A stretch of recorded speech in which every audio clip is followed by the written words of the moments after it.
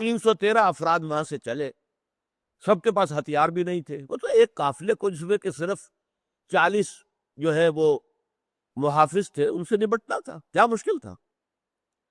لیکن ابھی آپ بدر نہیں پہنچے تھے، درمیان میں تھے کہ آپ کو وحی کے ذریعے پتہ چل گیا، اللہ تعالیٰ نے فرمایا کہ ایک لشکر بھی مکے سے چل چکا ہے۔ اب گویا کہ یوں سمجھیے کہ ایک قافلہ شمال سے آ رہا تھا، وہ تو بدر میں داخل ہونے سے بجائے راستہ موڑ کر اور پہاڑ کے دوسری طرف سے ہو کر نکل گیا۔ ایک لشکر چلا تھا مکے سے 1400 کا،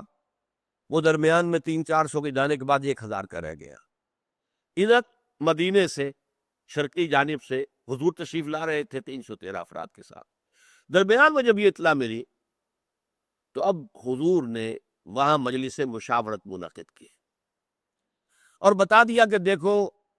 ہم نکلے تھے قافلے کے لیے، قافلہ آ رہا ہے شمال سے، لیکن جنوب سے ایک لشکر بھی چل پڑا ہے، اور اللہ نے وعدہ کیا کہ ان دونوں میں سے ایک پر تو ہمیں ضرور غلبہ دے گا، تو بتاؤ ہمیں کدھر جانا چاہیے؟ یہ در حقیقت جو بھی کوئی سپہ سالار ہوتا ہے، یہ اس کا کام ہوتا ہے کہ وہ اپنے ساتھیوں کے مورال کا اندازہ کر لے، کتنا کچھ جذبہ ہے، کتنا کچھ ان کے اندر جو ہے تن من دھن نثار کر دینے کے لیے آمادگی۔ تو چند لوگوں نے کہا کہ حضور یہ قافلے کی طرف چلیے، ہمارے پاس تو ہتھیار بھی نہیں، ہم ہتھیار دے کر نکلے نہیں، کوئی جنگ کا اندیشہ ہی نہیں تھا، اور وہاں سے ہمیں کم سے کم 40 جو ان کے محافظ ہیں ان کے ہتھیار مل جائیں گے، بہت سا مال ہاتھ آئے گا، پھر ہم نمٹ لیں گے جو لشکر آ رہا ہے قریش کا اس سے۔ لیکن یہ کہ آگے ہم پڑھیں گے وہ آیات بعد میں تو بات واضح ہو جائے گی، اللہ کا ارادہ کچھ اور تھا، اللہ ٹکرانا چاہتا تھا اب حق و باطل کو، تاکہ واضح ہو جائے کہ حق کس کے ساتھ ہے۔ اس کی حکمت اور مشیت یہ تھی،